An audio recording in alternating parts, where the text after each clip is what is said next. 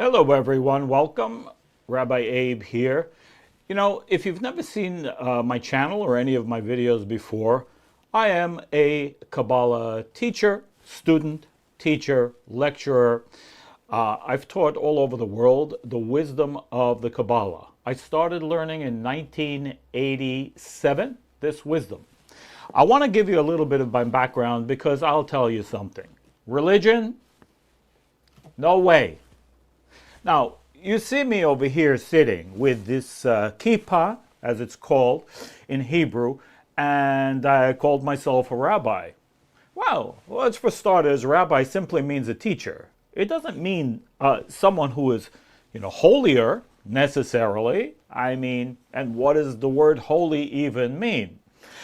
And I wanted to make this video because religion is probably one of the worst ideas, or man-made, dare I say, man-made ideas that there are, in my opinion. And I'll explain to you what I mean by that.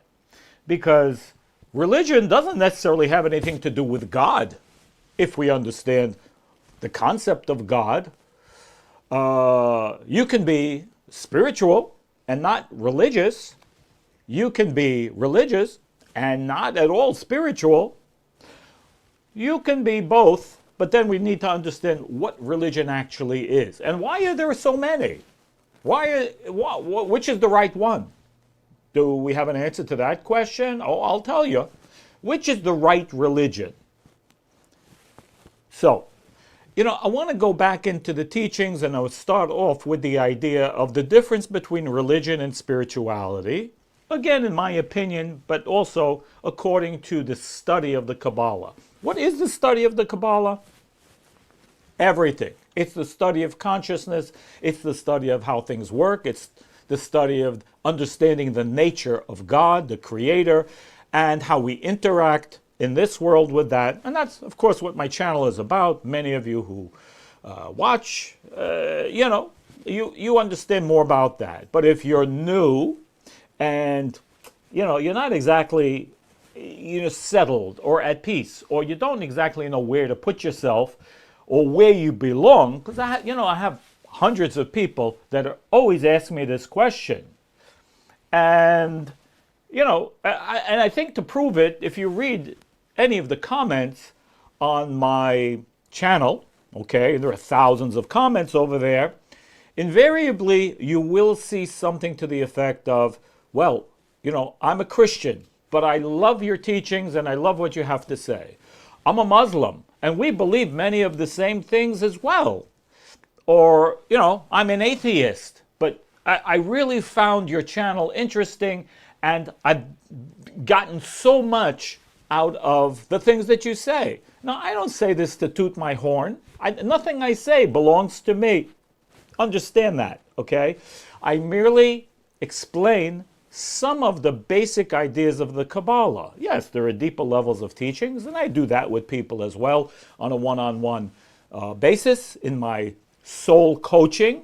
But when I do a video, I think, what will people find enlightening and interesting? And I've seen more than ever how religion has blocked people, taken people away from the God. As strange as that sounds, religion has the uncanny ability to take people away or disconnect from God. Not on every occasion, don't get me wrong, but if we don't understand spirituality or what that actually means, then we can't really have a connection, a true connection to the Creator. Whatever religion you subscribe to, it makes no difference. Because, the word religion comes basically from the concept of doing something, whatever you do, in a religious way. What does that mean to you? You can tie your shoes in a religious way. You can brush your teeth in a religious way. It means, this is the way I do it. And, Well, I have my reasons, or I don't. I just do it this way, and this is the way I do it all the time, every morning. That's what I do. Okay. And, growing up, I was sent to religious schools, Jewish religious schools, what they call a yeshiva, where people sit and they learn. And what did I learn? I'll tell you the truth. I learned what I don't want. That's what I learned. I learned what I don't. First off, I looked around me and I looked at teachers and I looked at, and again, this is strictly my own personal opinion and experience, but I didn't want that. And I didn't want to be them. So I really veered off eventually as a young teenager. I veered off from religion. And I lived life, I mean, I had questions about life that, whatever I learned in religion and Judaism didn't answer any questions, really. I mean, nothing basic or important. I mean, there's a precept of eating kosher food. Now, ask me, do I eat kosher now? Yes.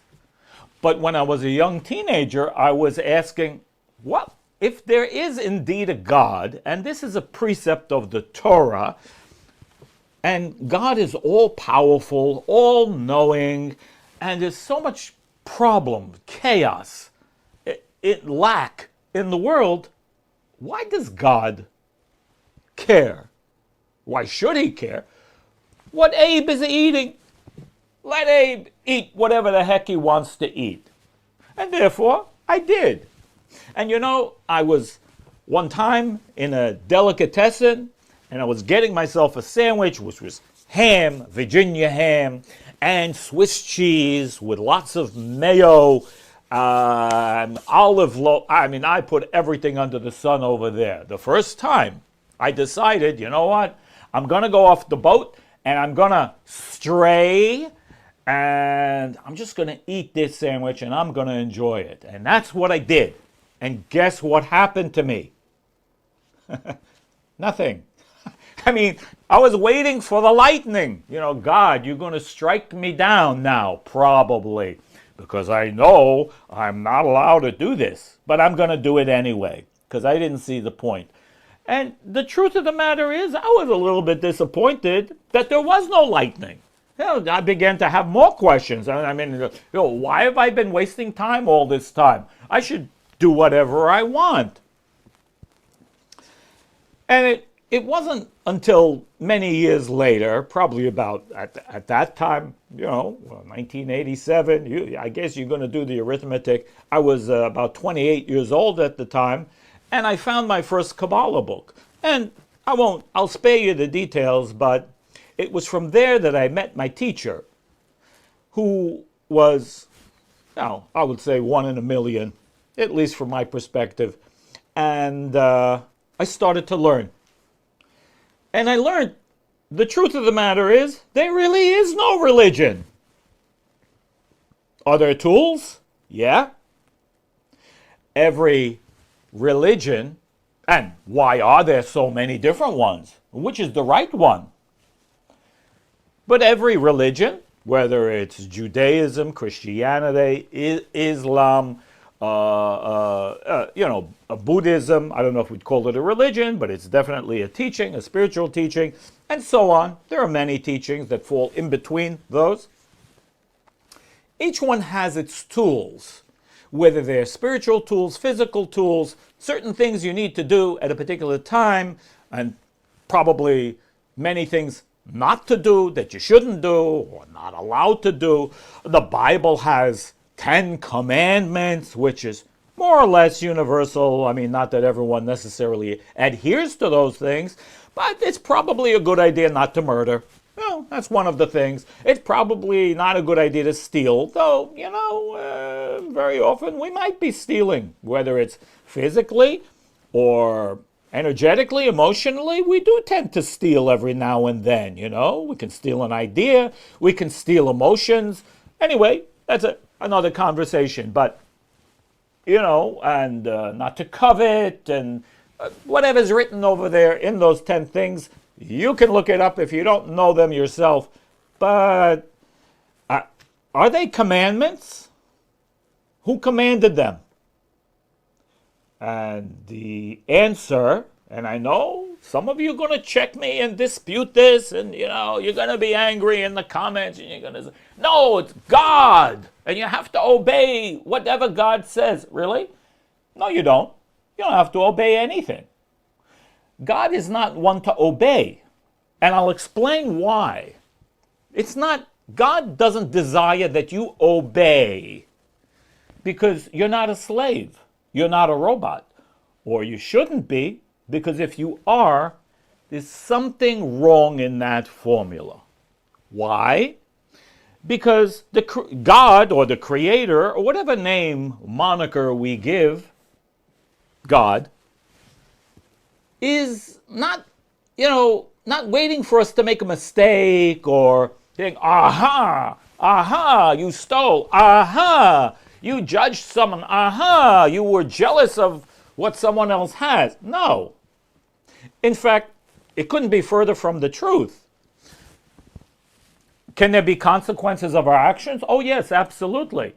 But clearly, not everybody has consequences. Some people are truly negative or evil, and they don't seem to be suffering that much. In fact, they continue stealing or whatever. Maybe people are killing, I don't know. Of course they are somewhere. Some of them are actually enjoying their life. I mean, how does that work out? So, commandment doesn't mean, oh, this is commanded and this is what you have to follow. In fact, the Zohar, the ancient text of the Zohar, which is considered in Judaism, but of course most Jews, unfortunately, do not know this and do not understand this, that the Zohar doesn't call those commandments. In fact, it doesn't say anything anywhere in Scripture the word commandment. It doesn't say that. Aseret HaDibrot does not mean 10 commandments in Hebrew. And that's the reference given to those 10 things. Aseret HaDibrot mean 10 sayings. Period. They are 10 sayings. You mean don't murder is a saying? Yes. You mean don't steal is a saying? Yes, a saying or an utterance. Then what are they if they're not commandments? Well, I'll tell you what the Zohar says. Eitzah tova. Good advice. These 10 things, and by the way, whatever emanates out of those 10, because there's many, many other things in Judaism, there are 613 suggested precepts that emanate from those 10 and from Scripture and rabbis and sages and so on, without going in those details. And even for those who are not Jewish, whatever Jewish means, they also have things to do. Okay? Precepts, Noahide laws, certain parameters of behavior that include also many, many things, 60, 70 different things. Maybe not 613. But those things are recommended, and I will bet you that most people who are not Jewish don't know even what they are. You can be a good person in this world, unfortunately still suffer. Isn't that true? Good people suffer. Good people get taken advantage of. Good people can, unfortunately, have difficult time. And bad people, sometimes they're just getting away with everything. Okay, it doesn't seem to make any sense. Well, I'll give you, and I'm not saying you need to buy into this, but I'm just offering it, okay? According to the ancient text of the Kabbalah, which, by the way, precedes the Bible, precedes Mount Sinai, precedes Moses, the seed level of the Kabbalah, the first known writing is approximately 5,000 years old. And according to the sages themselves, the wisdom of the Kabbalah predates creation. Whatever that means. Because it is telling us the rules of the universe, which are universal for all people. That has nothing to do with religion. Cause and effect has nothing to do with religion. There are certain universal laws, has nothing to do with religion. But then what's the difference between a Jew and a Christian and a Muslim? And is there a difference? And actually there is. There are 70 different root nations, according to the Torah. 70 nations. They don't mean geographical nations. They're not geographical. Spiritual nations. Vibrations of soul. There are 70, and then in between, there are also subdivisions of those 70. But let's just call it 70 nations that mean different levels. Not in terms of better or worse, but in terms of one thing. One thing, which is the most important thing. Desire. That's right. Desire. Dimension of capacity to receive. That's what a desire is. And of course, the Kabbalah goes into great detail to help us understand what is desire, why is desire so important. Some teachings say, many people tell me about Buddhism and desire bad, got to get rid of your desire. Okay, that's a teaching. Perhaps that relates to a certain segment of people. That's a certain vibration of people. The Kabbalah, and it explains the principle of desire as a tool to draw energy. The greatest desire and yearning draws the most energy to that person. Of course, there are rules about that, which Kabbalah explains. You can't just simply desire, but there are different levels of desire. So there are people who are happy with this, or people who, no, I need more, I need more, I need more. And there are different levels on that scale of 70 nations. It's almost like saying, well, you know what, you need 3 slices of pizza, and then you feel satiated. Maybe I only need 1, and then I'm satisfied. Don't give me 3, because I'll be sick. Doesn't work for me. That's, in fact, what nations are. The different capacity of souls that have an ability to receive. The greater the desire, I don't know, this is a tough concept to explain just like this in this limited video, but the principle of desire, the greater the desire, the more resistance is required to manifest light. Do you understand what I just said? The greater the desire, the more resistance is required to manifest light. Look at it this way, a light bulb, if you know anything about light bulbs. If you don't, maybe you want to learn. It's just the basics. Has a plus, a minus, and a filament. Plus, minus, and a filament. So I'm oversimplifying this, but in effect, and we're not discussing an LED bulb, no, a regular incandescent light bulb. One side pushes the energy. Other side is the recipient of energy. It wants. We can call that desire. It wants. What does the thing in the middle do? This filament, as it's called. It doesn't connect the two, which is what most people say, oh, it connects the two. Well, if it just connects the two, what do you need it for? Just bend the plus and the minus over together. But if you ever tried to jump start your car and you accidentally touch the cables together, that's a problem. That doesn't work. You're going to get a big short circuit, big spark. It's going to melt your cables. What then? This filament is called resistance. Resistance. So this side wants to give. This side wants to receive. And that filament in the middle says, no, not so fast.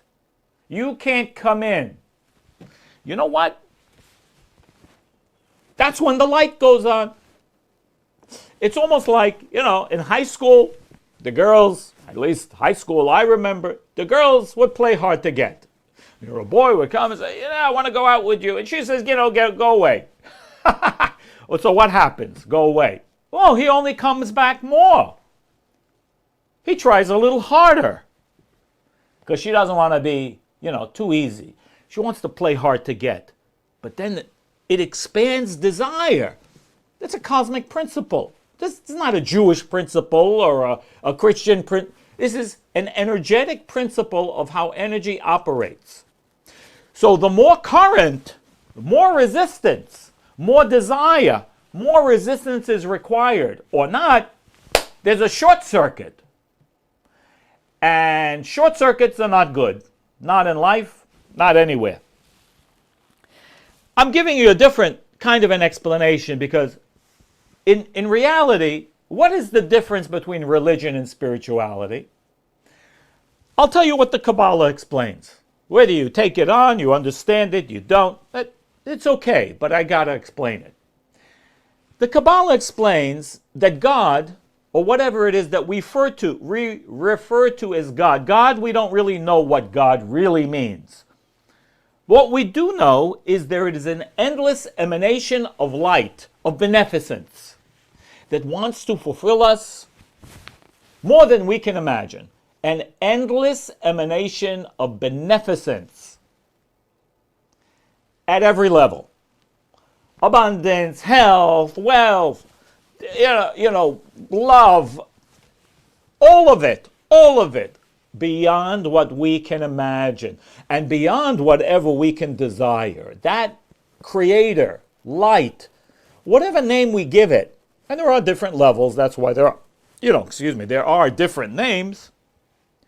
But that force of the Creator wants to give us endlessly.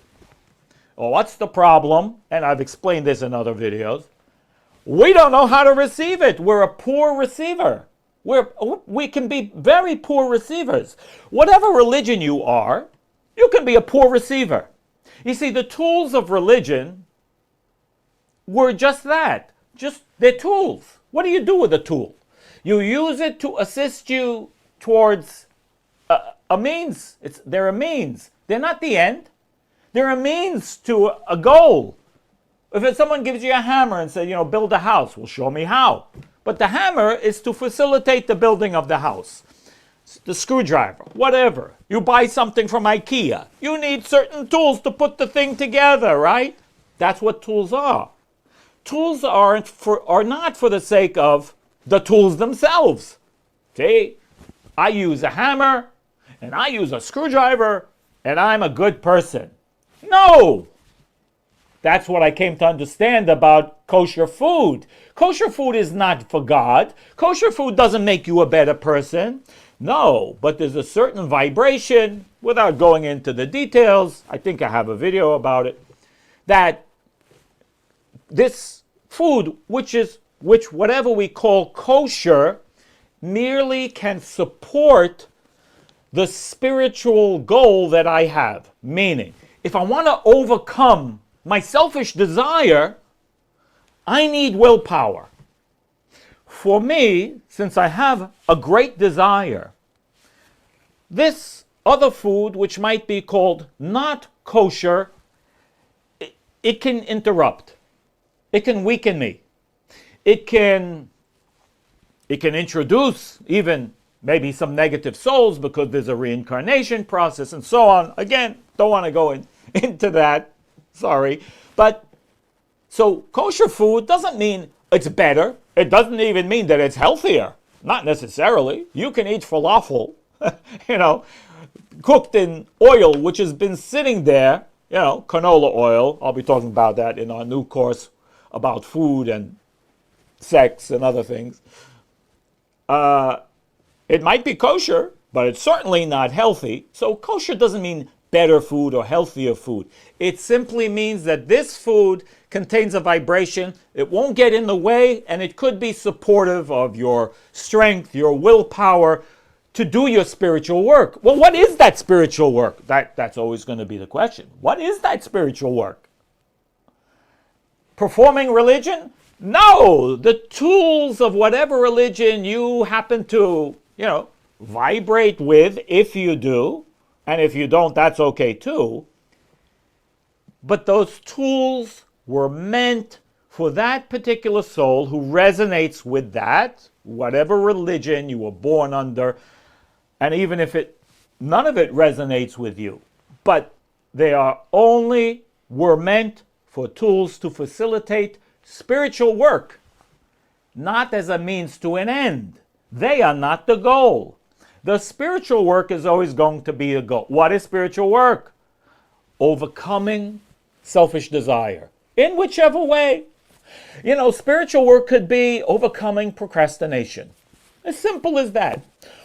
Or overcoming my anger, learning how to do that. Getting over my laziness. We all have negative character traits which get in the way and block us in life. Whatever level they are. They can be worse, they can be not so bad, but, when we act in a way of ego or selfishness, we also do create blockages. Yes, we do. I have to know how to get rid of those blockages. I have to also know how to overcome myself. That's spiritual work. And what happens when I do that spiritual work? I become a better vessel to be able to receive the Creator's light, as we say so often. Because it's an endless abundance is already coming from there. But if I'm not receiving it, the question is why. You gotta ask the right questions. Why am I not receiving it if I'm not? If I am, wonderful, that's great. Don't change a thing. But if there's lack, it means there's a blockage. Or I don't have a place. I haven't created the place yet. Very often I hear people say, but I lack abundance. I wish I had that relationship or whatever. Do you really, truly desire it? Do you truly have a yearning for that? Or do you think you want it, but there's something in the way? Maybe you want security. Maybe you want freedom. Maybe you're afraid to lose your freedom, and so you can't really have a relationship as much as you want it because you're afraid you're going to lose your freedom. So what do you need to do? Expand desire. Oh yes, everything is about expanding the desire. If you're going to change anything in your life or change anything in the world, you must expand desire. Without that, you won't be able to overcome. Simple as that. And that is the purpose.